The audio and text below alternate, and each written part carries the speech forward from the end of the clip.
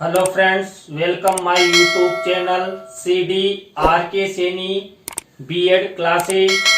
Today we will study knowledge and curriculum. ज्ञान एवं पाठ्यक्रम।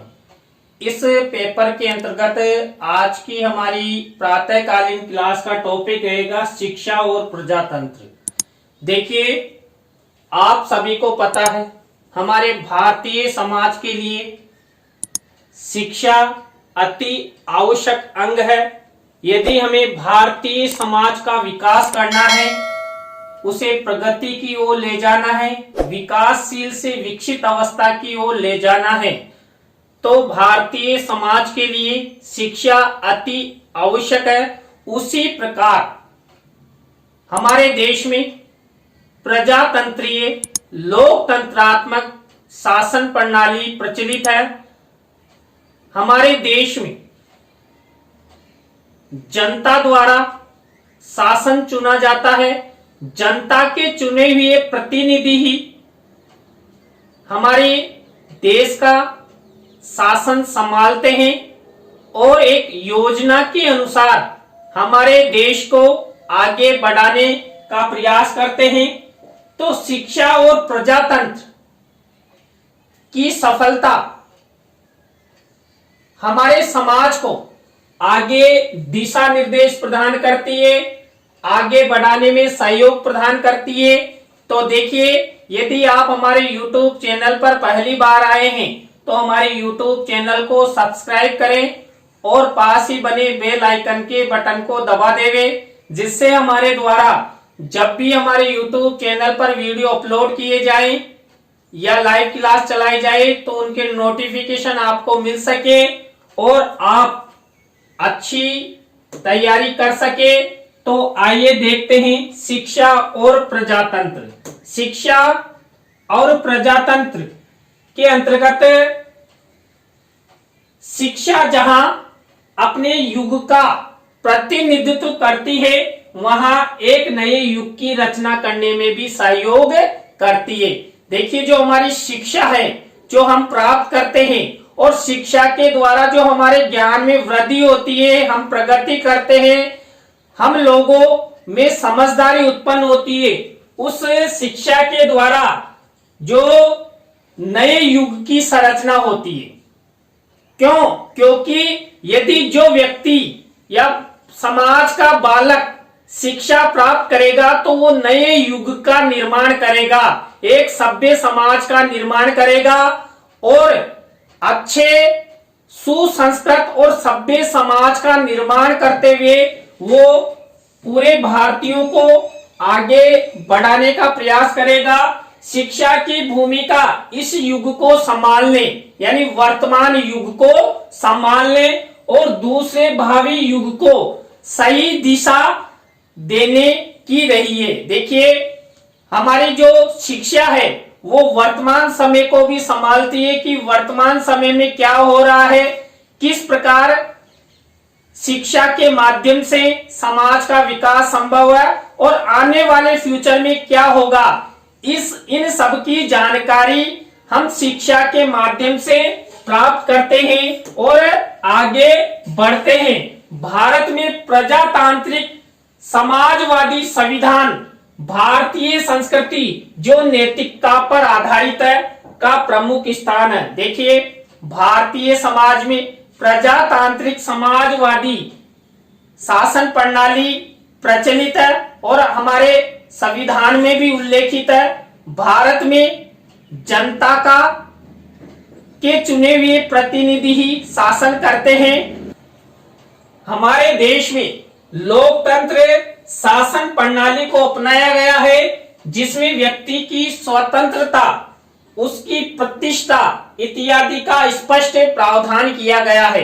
देखिए, हमारे भारतीय संविधान में जो भारत का प्रत्येक नागरिक है उनको स्वतंत्रता आदि संबंधी कई मौलिक अधिकार प्रदान किए गए हैं और उन मौलिक अधिकारों का स्पष्टीकरण हमारे भारतीय संविधान में स्पष्ट रूप से प्रदर्शन किया गया है, लिखा गया है, जिसके आधार पर हम उन अधिकारों की प्राप्ति करते हैं तो शिक्षा और प्रजातंत्र को समझने के लिए हम कुछ बिंदुओं का अध्ययन करेंगे।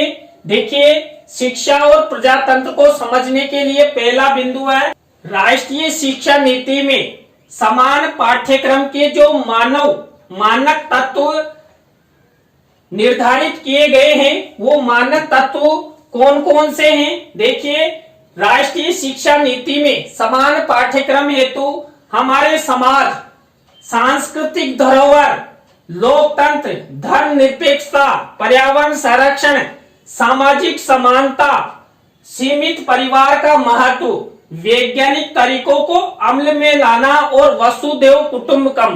देखिए, हमारे देश में समय समय पर हमारी शिक्षा को बढ़ाने के लिए शिक्षा नीतियां लागू हुई है और उन शिक्षा नीतियों के कुछ मानक तत्व निर्धारित किए गए हैं। उन मानक तत्वों के आधार पर क्या किया गया है, हमारे देश में जो हमारा समाज है, हमारी संस्कृति है, हमारा जो लोकतंत्र है, धर्मनिरपेक्षता आदि तत्वों का समावेश कर शिक्षा को आगे बढ़ाया गया है और उस शिक्षा के द्वारा प्रजातंत्र को सफल करने, सुचारू रूप से संचालित करने का प्रयास किया गया है। शिक्षा नीति के मानक तत्वों द्वारा हमारे भारतीय संविधान का, हमारे भारतीय नागरिकों का अच्छे से विकास किया जा सकता है।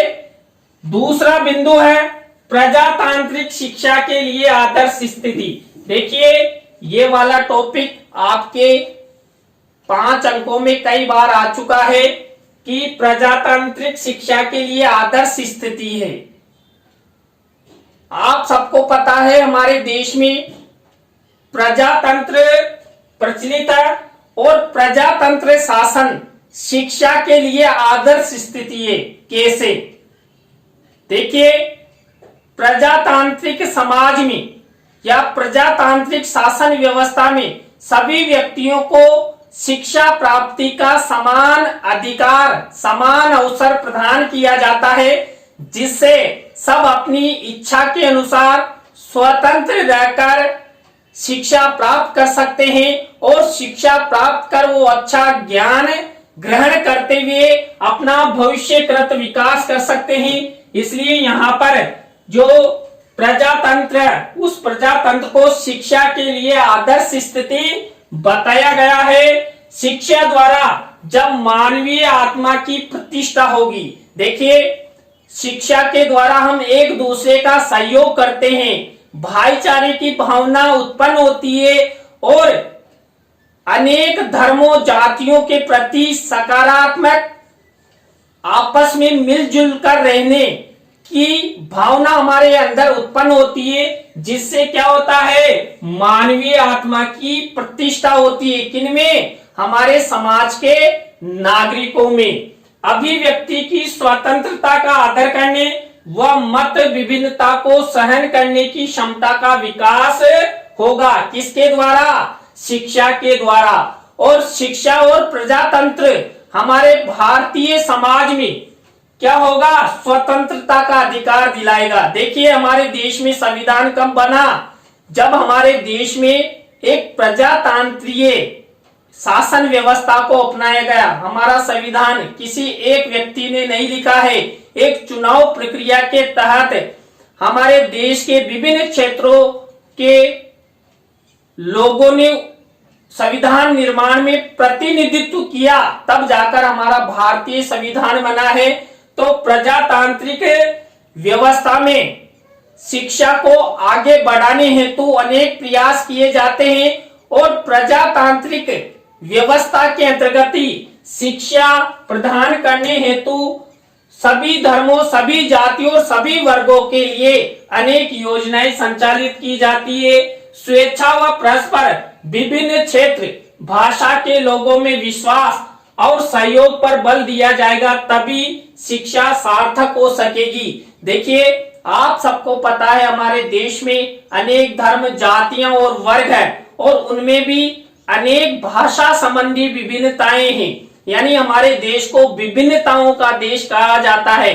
उन विभिन्नताओं वाले देश में विभिन्न भाषाएं होती हुए भी जो प्रजातांत्रिक शासन व्यवस्था है, उस प्रजातांत्रिक शासन व्यवस्था के द्वारा शिक्षा को आगे बढ़ाया जा सकता है, लोगों का सहयोग किया जा सकता है, एक दूसरे में विश्वास उत्पन्न किया जा सकता है, क्योंकि यह सभी प्रजातांत्रिक व्यवस्था के मूलभूत आधार है। देखिए, प्रजातांत्रिक व्यवस्था के मूल आधारों जैसे स्वतंत्रता का अधिकार, शिक्षा प्राप्ति का अधिकार, हमारे देश में कहीं पर भी जाकर किसी भी विद्यालय में, विश्वविद्यालय में शिक्षा ग्रहण करने का अधिकार, ये सब प्रजातांत्रिक व्यवस्था के अंतर्गत ही हमें प्राप्त होता है।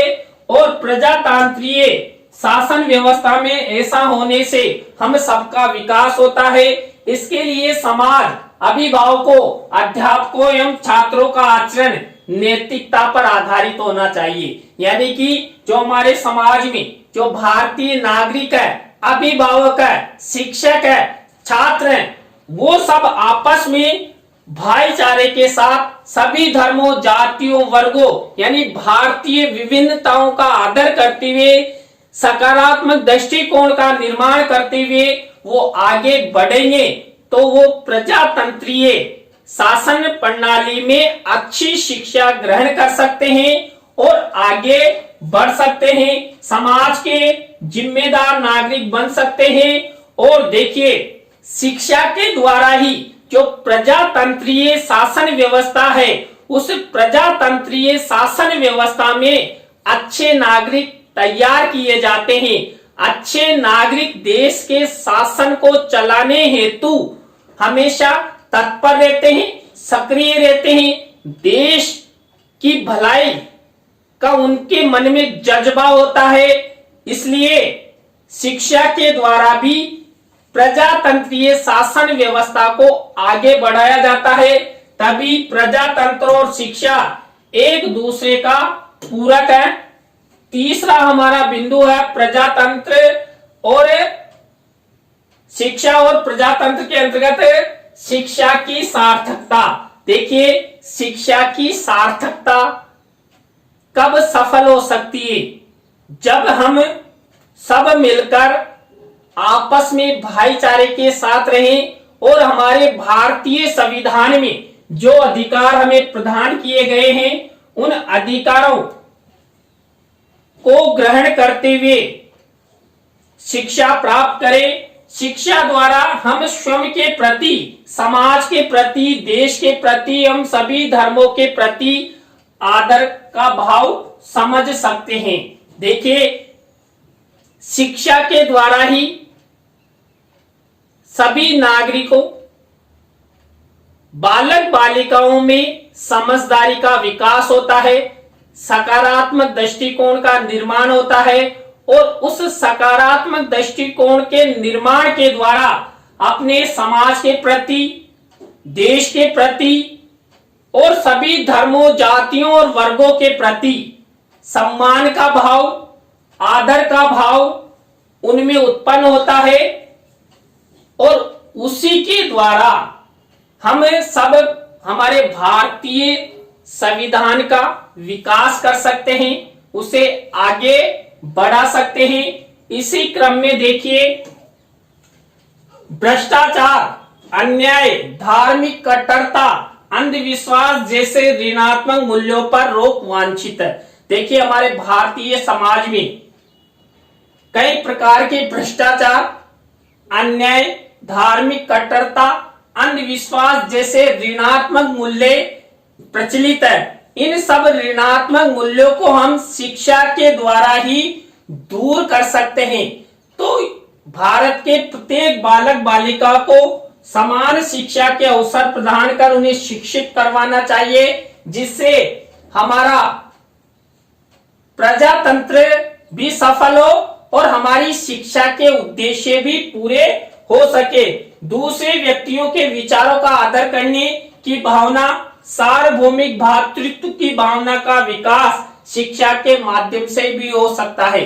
देखिए, अनेक धर्मों में अनेक दृष्टिकोण के व्यक्ति रहते हैं, सबकी अपनी अपनी मान्यताएं होती है, सब अपने अपने विचारों के अनुसार अपने धर्म की उपासना करते हैं।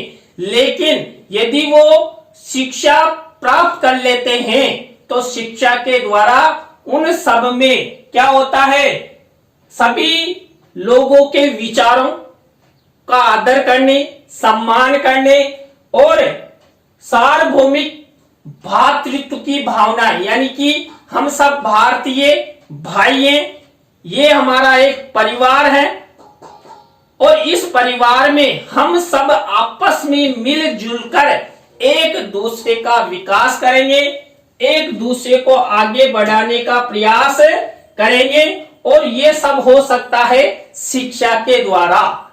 इसलिए भारतीय समाज में प्रजातंत्र की सफलता के लिए शिक्षा अपेक्षित है। भारत के प्रत्येक नागरिक को शिक्षा प्राप्ति अति आवश्यक है। इसके बाद शिक्षा और प्रजातंत्र के अंतर्गत हमारा चौथा बिंदु है शिक्षा की उपादेयता।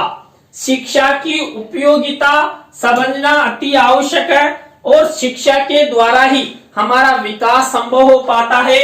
शिक्षा संवेदनशीलता को प्रखर करती है तथा दृष्टि का परिष्कार करती है। देखिए,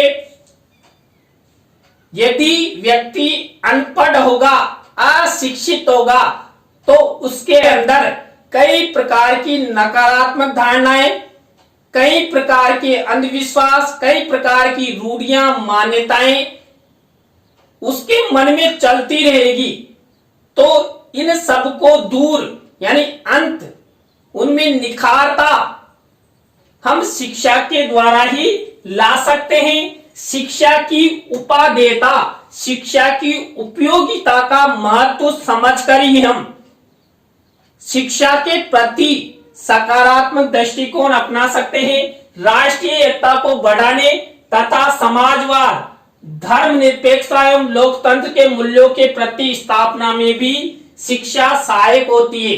देखिए, हम बार बार बात करते हैं कि यदि हमारे भारतीय समाज का विकास करना है तो शिक्षा अति आवश्यक है और शिक्षा यदि प्राप्त होती है तो शिक्षा के द्वारा प्रत्येक व्यक्ति के ज्ञान का विकास होता है, अधिगम की प्राप्ति होती है, सकारात्मक दृष्टिकोण, अभिवृत्ति उनमें उत्पन्न होती है और उसके द्वारा जो हमारे देश में विभिन्न प्रकार की विभिन्नताएं हैं, उन सब विभिन्नताओं के प्रति सकारात्मक के मन में उत्पन्न होगा और वो सभी का आदर करेंगे, मूल्यों का विकास करेंगे और आगे बढ़ने में सहयोग प्रदान करेंगे।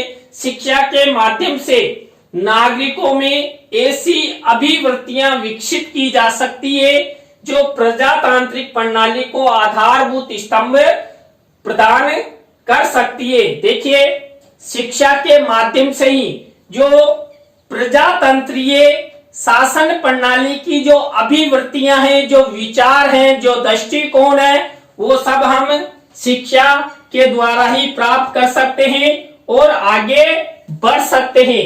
देखिए, यदि हमें हमारे देश को चलाने हेतु अच्छी व्यवस्था चाहिए, अच्छे नागरिक चाहिए, तो उसके लिए शिक्षा का विकास कर अच्छे नागरिकों का निर्माण यदि हमारे भारतीय समाज में होता है तो हमारी भारतीय शिक्षा के साथ साथ हमारा प्रजातंत्र भी सफल होगा।